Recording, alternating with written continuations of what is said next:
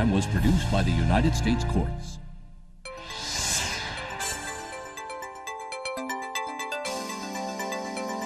As I mentioned before, some debts cannot be discharged in a bankruptcy.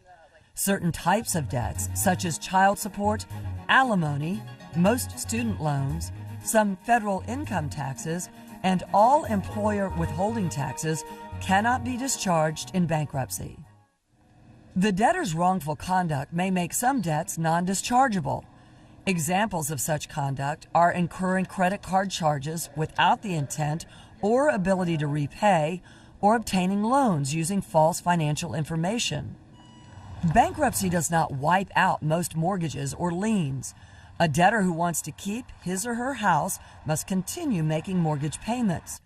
A debtor who wants to keep a car which is being financed must likewise continue making the payments. A debtor who is behind on mortgage payments may use Chapter 13 to keep his or her home by catching up on past due payments over time, plus making regular mortgage payments.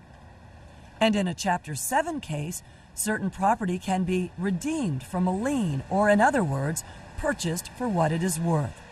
For example, in a bankruptcy proceeding, the court may determine that a car on which the debtor owes $3,000 is only worth $1,500. The debtor may then keep the car by paying the lump sum of $1,500. In either chapter, some liens on exempt personal property may be avoided altogether so that the debtor keeps the property without making further payments.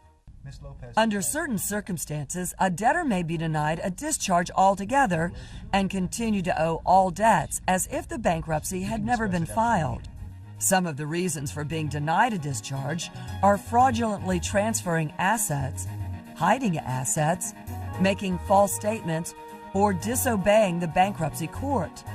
Such acts may also be federal crimes for which the debtor can be fined or imprisoned. We'll tell you more about that in a later segment of this video.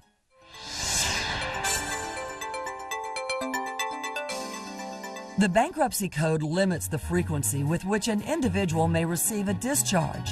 These limits depend on the chapters under which the debtors file. As mentioned earlier, the law permits debtors in bankruptcy to keep or exempt certain property in order to make a fresh start.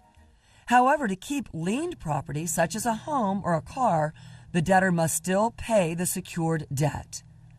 In Chapter 7, the exemption process means that a trustee cannot sell exempt property for the benefit of creditors. Generally, the trustee can only sell non-exempt property. Sometimes an item of property is only partially exempt, and the trustee can sell it and pay the debtor the amount of the exemption. For example, if the debtor owns a car worth $3,000 and lives in a state where there's a car exemption of $1,000, the trustee may sell the car, give the debtor $1,000, the exempt amount, and use the remaining $2,000 to pay creditors. In such situations, the debtor may keep the car by paying the trustee $2,000, the value of the car that is not exempt. The Bankruptcy Code provides certain federal exemptions and also allows each state to adopt its own exemption law in place of the federal exemptions. The availability and amount of property you may exempt therefore depends on the state where you live. Some common examples of exempt property under the Bankruptcy Code are a portion of the equity in a debtor's home, a portion of the equity in one motor vehicle, and some or all tools of the trade used by the debtor to make a living, such as auto tools for an auto mechanic or dental tools for a dentist. You'll lose any exemption you don't claim. It's therefore very important for you to consult an attorney to determine which exemptions are available. It's also important to carefully list, describe, and value all property you claim as exempt in the schedules filed with your bankruptcy petition.